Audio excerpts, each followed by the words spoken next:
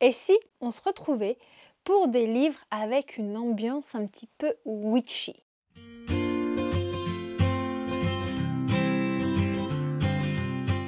Hello, maître et érudit de la citadelle, c'est Johanna, j'espère que vous allez bien.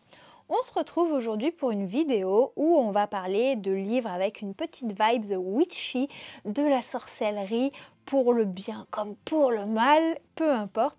Des livres qui nous emmènent dans des univers remplis de magie.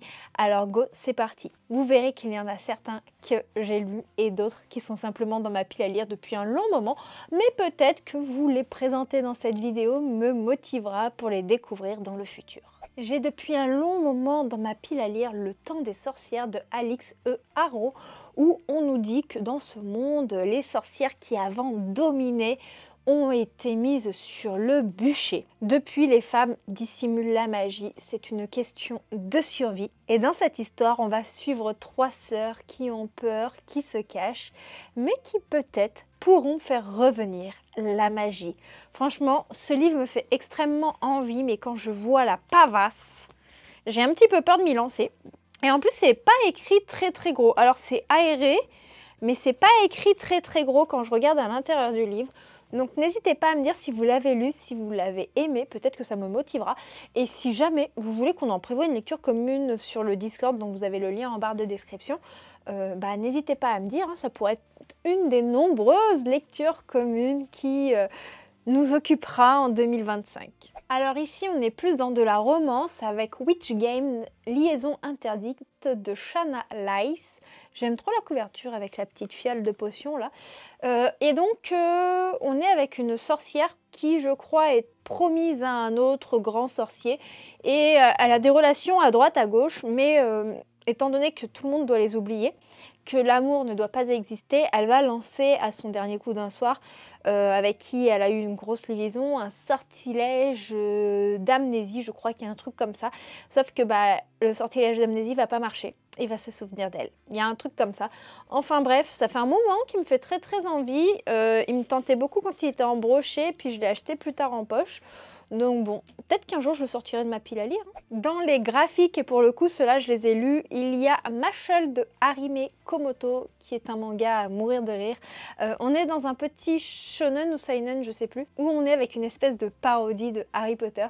On a un Poudlard avec des personnages qui ressemblent trop à Poudlard en fait, mais c'est pas mentionné Poudlard et tout dans l'école. Mais vous avez un petit peu des épreuves comme pour le tournoi des trois sorciers et tout, si vous voyez à quoi je fais référence dans Harry Potter. Et vous avez Mashle qui, lui, n'a aucun pouvoir. On est dans un monde où la magie est la base, et les gens qui naissent sans pouvoir, ils sont tués, voilà, tout simplement. Et Mashle, il va être abandonné. Il va être élevé par quelqu'un, et ce quelqu'un, pour lui sauver la vie, va lui apprendre à se servir de ses muscles, à se muscler, et il va essayer et va faire en sorte de duper tout le monde en entrant dans cette école de magie, et il va faire un petit peu de la sorcellerie avec ses muscles pour essayer de se dépatouiller. Lui, c'est pas la magie avec la baguette, hein, c'est vraiment les biceps et tout ça en force, enfin bref, c'était super fun. Côté un petit peu plus mignon, en sorcellerie, on a l'atelier du sorcier de Kamome Shirahama. Alors je vous montre le tome 8 puisque c'était le plus accessible dans ma mangatech, hein. Mais là on est avec Coco, une petite humaine qui a découvert le secret de la magie, sauf qu'elle va utiliser un sort interdit qui va atteindre sa maman, qui va être statufiée. Pour pouvoir apprendre un contre-sort, sauver sa maman, elle va être prise en charge par maître Kifrie, qui est un grand sorcier, et il va la former en tant que sorcière dans son atelier. J'avais beaucoup aimé les 9 premiers tomes que j'ai lus. J'ai beaucoup de retard dans la saga, mais franchement c'est incroyable, et on est vraiment avec un style graphique vraiment très beau. Personnellement j'adore, je suis totalement fan des graphismes. D'ailleurs Kamome Shirahama fait aussi tout ce qui est graphisme pour les comics DC et Marvel. Voilà, donc on est vraiment avec une illustratrice de talent. Dans les livres que j'ai lus, mais pour le coup ça fait un long moment, il y a Plumes et Ciguës de Gwendoline Kist. Et là on est dans le temps avec chasseurs de sorcières, bûcher, tout ça. On a un petit côté patriarcat dans cette histoire avec du féminisme. Et on nous dit qu'on a une jeune femme qui vit seule au fond de la forêt, qui tente d'oublier sa magie pour survivre et vivre en sécurité, mais aucune sorcière n'a le droit à une vie paisible. Je l'avais lu il y a un long moment, honnêtement je me souviens plus des détails de l'histoire. Je me rappelle avoir passé un bon moment, mais après l'histoire en elle-même je me rappelle pas tant que ça. Mais voilà, si jamais vous cherchez des vibes witchy, et il y a lui. Et puis regardez-moi le corbeau, j'adore ce petit corbeau. D'ailleurs les corbeaux ont une importance aussi importante dans cette histoire. Pour le coup le livre suivant, je vais passer très rapidement devant, mais c'est un livre et un univers que j'apprécie de relire. Il y a bien entendu Harry Potter de J.K. Rowling. Je pense qu'on connaît tous Harry Potter, voilà. Je n'en dirai pas plus, je n'en dirai pas plus. Les 3 autres livres que je vais vous présenter dans cette vidéo, ce sont des livres de ma pile à lire. Il y a Les Échos du Temps, l'intégrale de chez Bookmark de Juliette Pierce. Je ne me souviens plus de quoi ça parle. On nous dit « Il est venu pour la tuer, mais le destin en a décidé autrement. Il existe 2 types de sorcières, les gentilles, donc la magie blanche, et la magie noire, en gros avec les méchantes. Et en tant que descendant d'une lignée de chasseurs, l'objectif de Shade est de toutes les exterminer sans distinction. Mais on se doute que ça ne va pas se passer comme prévu. » Enfin bref, voilà. Ça fait un long moment que je dois le lire. Juliette Pierce, je la lis particulièrement en romance.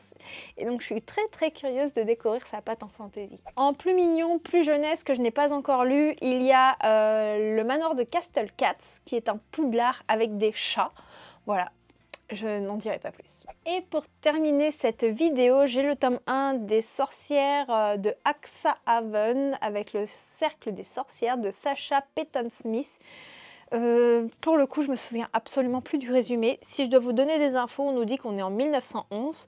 Frances Halliwell, ça me fait penser au Halliwell moi, découvre presque par hasard qu'elle a des pouvoirs. Repérée par sa directrice, elle est accueillie à l'académie de magie d'Axhaven où elle rencontre d'autres apprentis comme elle. Voilà. Je vais pas lire le résumé entier, mais ça nous donne un petit peu les quelques vibes. En witchy, que je n'ai pas cité, que je n'ai plus en papier parce que je me suis séparée de la saga papier, il y a bien entendu Witch and God de Leafstone, où on est avec des sorcières, des divinités, de la romance et tout. C'était sympa. Je vous en ai parlé plusieurs années de ça dans des updates lecture. Voilà un petit peu pour mes petites recommandations witchy. Et n'hésitez pas à me dire s'il y a un de ces livres de cette vidéo que vous avez lu et qui vous a beaucoup plu. En attendant, si vous voulez me soutenir, n'hésitez pas à lâcher un petit like, un petit commentaire et à vous abonner si ce n'est pas déjà fait. Et moi, je vous fais plein de bisous et on se retrouve tout bientôt pour une prochaine vidéo. Ciao ciao!